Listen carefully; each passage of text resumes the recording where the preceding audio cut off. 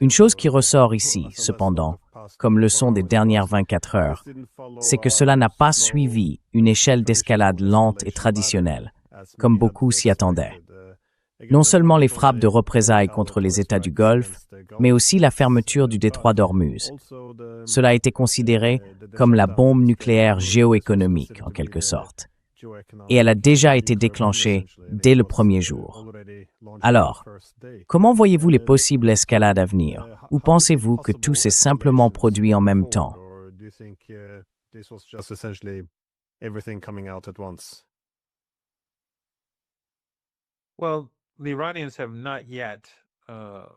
Eh bien, les Iraniens n'ont pas encore révélé toute l'étendue de leurs capacités. Leur aptitude à détruire des pétroliers et des installations de l'autre côté du golfe Persique est immense, et ils n'ont pas vraiment utilisé ces moyens. Les drones que l'on voit être constamment lancés vers Dubaï ou contre différents ports et actifs américains, ce sont de vieux modèles, et ils ne représentent que la partie émergée de l'iceberg. Si l'Iran veut fermer complètement le détroit d'Ormuz, il en est capable. Mais il pourrait faire bien pire, tout détruire. Et si tout est détruit, puis qu'il y a la paix, un cessez-le-feu ou une suspension des hostilités, et que le détroit d'Ormuz est rouvert, il n'y aura plus de navires prêts à y passer, ni de production de pétrole ou de gaz à transporter hors du golfe Persique.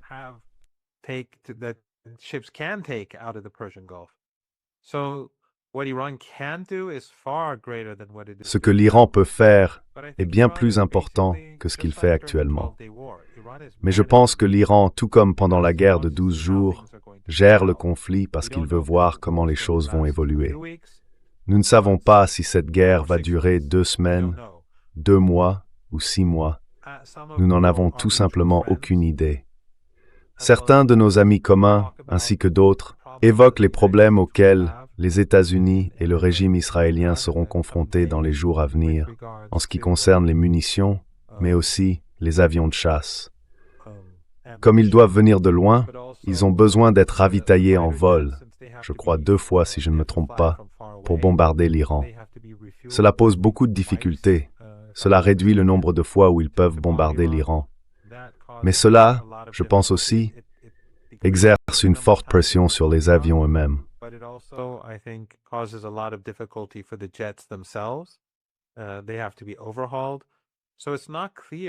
Ils doivent être révisés, donc il n'est pas clair combien de temps les États-Unis peuvent soutenir cela.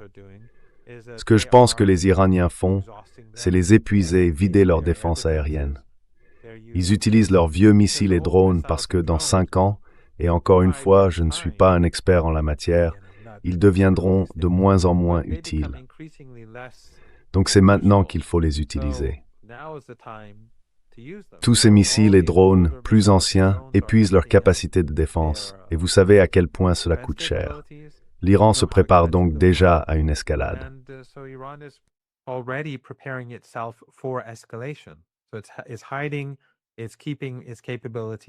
Donc, il se cache, gardant ses capacités dissimulées, intactes, réparties à travers le pays, utilisant du matériel ou des armes plus anciens, mais frappant efficacement.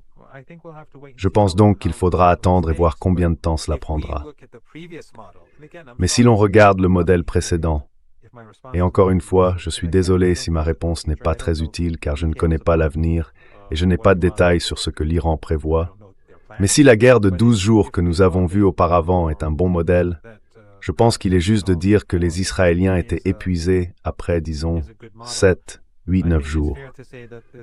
Je ne sais pas exactement quand, mais la situation se dégradait.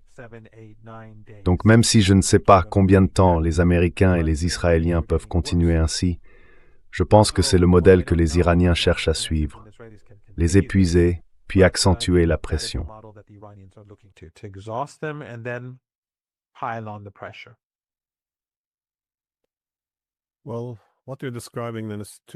Eh bien, ce que vous décrivez là, ce sont 2 stratégies de guerre différentes.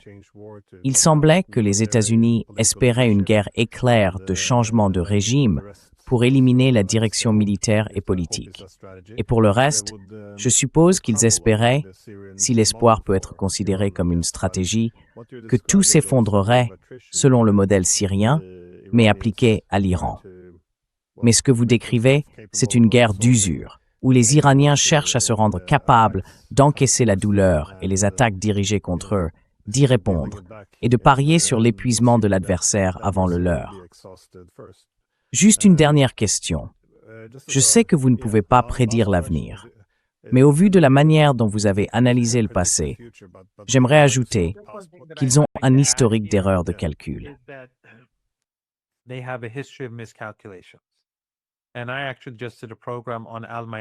J'ai récemment participé à une émission sur Al-Mayadeen, diffusée vendredi. J'y ai montré que ce récit selon lequel l'Iran s'effondrerait, tomberait en ruine, que la révolution serait détestée par la jeunesse et qu'une contre-révolution ou une nouvelle révolution serait sur le point d'éclater. Tout cela existait déjà à la fin des années 1980, dans les années 1990, et ainsi de suite. Et cela continue encore aujourd'hui. C'est toujours la même chose. Encore et encore, rien ne change. Je veux dire, si certains de vos téléspectateurs ont le temps d'y jeter un œil, surtout à la première moitié de l'émission, c'est assez fascinant de constater qu'on pourrait simplement échanger les expressions et les titres d'époque avec ceux d'aujourd'hui, et personne ne remarquerait la différence. Ce serait exactement la même chose depuis plus de 40 ans.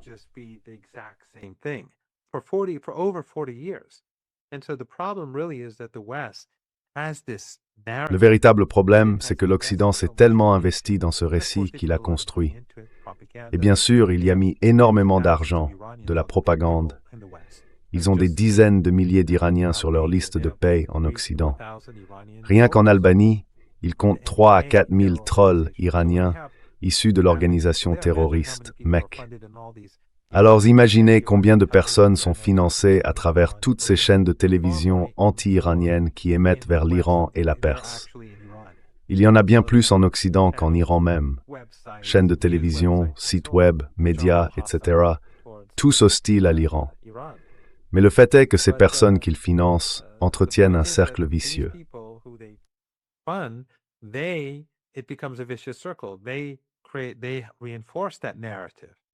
Ils renforcent ce récit. Ainsi, leur politique à l'égard de l'Iran repose sur un récit erroné qui pousse leurs décideurs à élaborer des politiques défaillantes. Et ensuite, ils se heurtent à un mur. Mais comme le récit est si puissant, ils ne changent pas. Ils reviennent en arrière et refont la même chose encore et encore. Pour moi, l'idée que l'Iran s'effondrera d'une manière ou d'une autre est tout simplement ridicule. Mais pour eux, même si cela ne s'est pas produit par le passé, lorsque nous avons connu la disparition de l'imam Khomeini, l'assassinat d'un président et d'un premier ministre, à l'époque où il y avait encore un premier ministre sous la précédente constitution, le meurtre du chef de... Nous avons traversé toutes sortes d'événements catastrophiques. Ils continuent de croire que cela arrivera.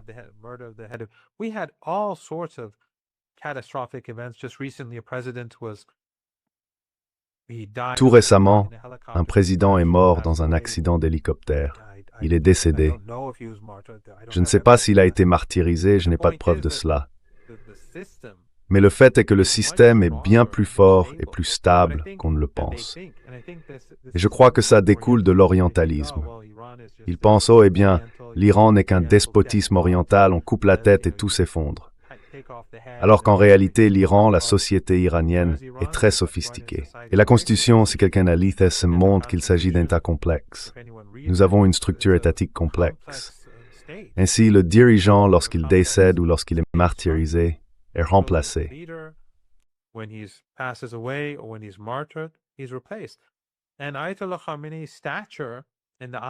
Et le prestige de l'ayatollah Khamenei, aux yeux du peuple, comme je l'ai déjà dit, s'est accru. Il est devenu un grand martyr de la Révolution, quelqu'un que beaucoup auraient préféré, je veux dire en très grande majorité, ne pas voir rester chez lui ou dans son bureau. Mais c'était sa décision, de rester sur place. Apparemment, il a dit que beaucoup de gens n'avaient nulle part où aller, donc lui non plus n'irait nulle part. C'était sa vision du monde. Ainsi, le fait est qu'ils auraient dû comprendre cela, mais ils ne le peuvent pas, à cause de leur récit, de leur orientalisme et de leur racisme. Et je pense que cela va continuer d'être le cas dans les jours et les semaines à venir.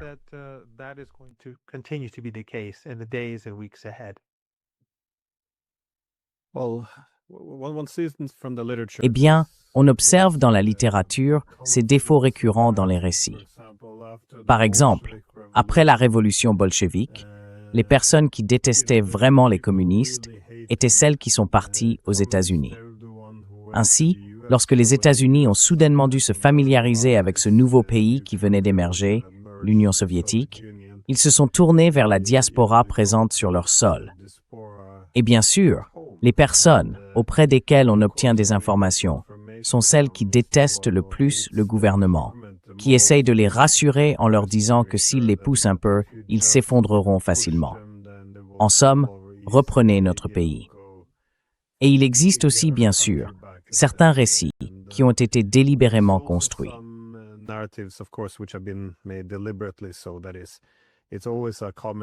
C'est intéressant. C'est toujours le même schéma, je suppose. Celui où l'adversaire est à la fois tout-puissant et faible. L'adversaire est maléfique, irrationnel, tout-puissant, mais aussi fragile. Donc si on le pousse un peu, il s'effondrera. On retrouve un peu les mêmes récits, de l'Afghanistan à l'Irak, de la Libye à la Syrie. C'est toujours la même histoire. C'est simplement une population qui déteste son gouvernement, qui attend que nous venions la libérer. Et ensuite, le gouvernement faible s'effondrera et nous serons accueillis en libérateurs. En gros, la ligne de George Bush.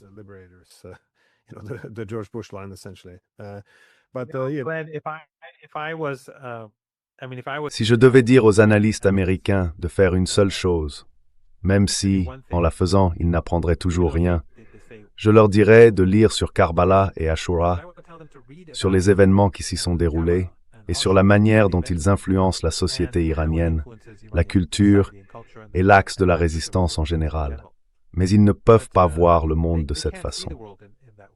Ils ne peuvent le percevoir qu'à travers leur vision étroite de l'exceptionnalisme et du suprémacisme. Et bien sûr, la classe Epstein, en tant que classe de personnes au-dessus de la politique et des politiciens, est une toute autre affaire. Mais ils sont incapables d'apprendre. S'ils apprenaient, ils se comporteraient très différemment envers l'Iran.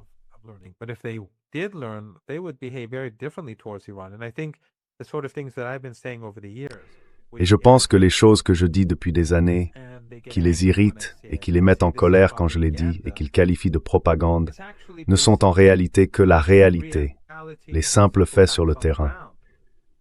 Mais comme ils ne peuvent pas les voir, ils ne peuvent pas les assimiler, ils ne peuvent pas en comprendre la logique. Depuis leur perspective suprémaciste, ils rejettent simplement tout cela et l'appellent propagande. La réalité, c'est que cela fait 47 ans et ils n'ont mené que 2 guerres. Et maintenant, avec Saddam Hussein, cela fait 3 guerres. Pression maximale, sanctions, guerre après guerre. Mais cela ne s'est pas effondré. On pourrait donc supposer que quelqu'un finirait par dire « Attendez, attendez une minute ».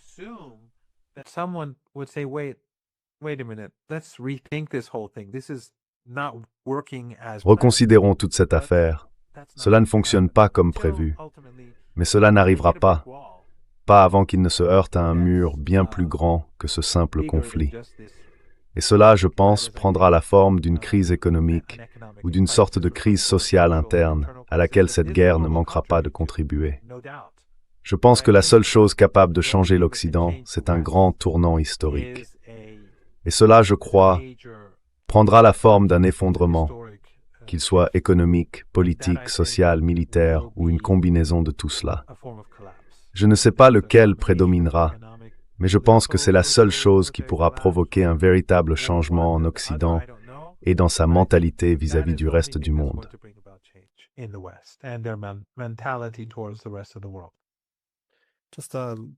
Juste une toute dernière question, Noah. Sans, bien sûr, avoir la chance de posséder une boule de cristal pour voir l'avenir, à quoi t'attends-tu aujourd'hui?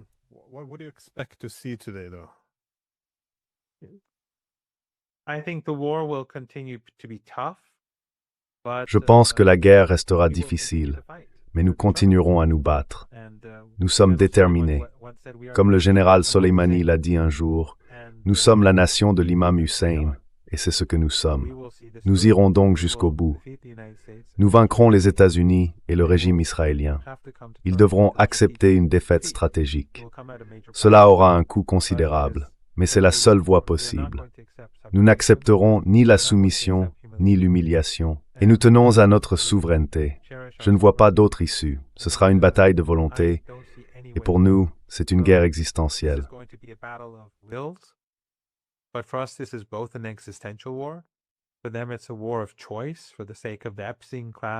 Pour eux, c'est une guerre de choix, au service de la classe Epstein, au service des sionistes. Mais en plus de cela, l'Iran et l'axe de la résistance disposent d'une capacité supplémentaire, à savoir la culture d'Ashura, qui constitue un élément central de tout cet axe de la résistance. Et comme je l'ai dit, le martyre de l'ayatollah Khamenei a bouleversé la situation dans toute la région. Les gens en Irak sont émus, les gens au Yémen sont émus, et ailleurs aussi. Si la guerre se poursuit, cela sera très préjudiciable à l'Occident, car cela donne davantage de force à la résistance. Cela la rend plus puissante.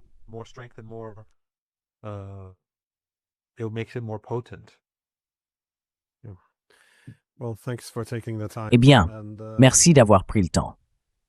Oui, toutes les personnes à qui j'en parle semblent être d'accord. Certains pensent que cela peut être classé dans la catégorie de ceux qui sont favorables à l'Iran, d'autres sont plus hostiles envers l'Iran. Mais tout le monde semble s'accorder à dire que ce n'était pas une guerre très bien réfléchie, que c'est probablement une énorme erreur. Je pense que dans les prochains jours, cela deviendra évident pour tout le monde. Donc, encore une fois, merci d'avoir pris le temps. Oui, je n'ai aucun doute que cela a été une erreur catastrophique pour Trump et pour tout le projet sioniste. Mais ils sont trop ivres pour comprendre ce qu'ils ont fait.